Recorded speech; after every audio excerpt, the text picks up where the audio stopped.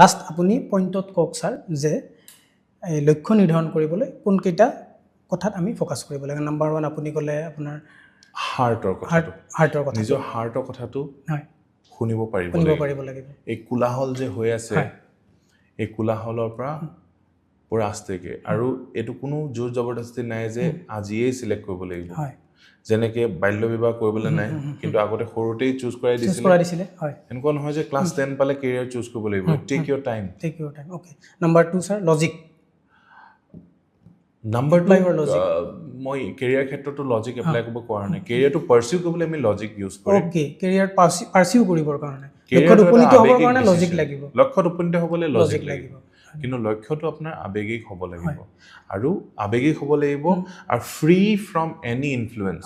কোনো মা কোনো দেউতাকৰ আপুনি লক্ষ্য পূৰণ কৰিবলৈ আহা নাই আপুনি আহিছে ভগৱানৰ আশীৰ্বাদত আহিছে আৰু আপুনি you are here to enjoy your life হয় স্যাৰ আপুনি আৰু এটা কথা ক'লে যে এই অভিভাৱকে বিশ্বাসটো অৰ্জন কৰিব লাগিব ল'ৰা ছোৱালীৰ পৰা যে তেওঁলোকে নিজৰ মনৰ কথাটো ক'লে তেওঁলোকে যাতে মানে এই অভিভাৱকে তেওঁলোকৰ ওপৰত অসন্তুষ্টি প্ৰকাশ নকৰে হেতু এবাৰ বুজাই দিয়ক অভিভাৱকক যদি কোনোবাই কয় যে মই আৰ্টছ পঢ়িব বিচাৰিছো সিভিল সাৰ্ভেন্ট হ'ব বিচাৰিছো হে সিভিল সাৰ্ভেন্ট কেটা হ'ব পাৰে এসএস নো কেটা হ'ব হেনেকে যদি কৈ দিয়ে তেতিয়া হে লক্ষ্যটো কেনসেল হৈ গ'ল হয়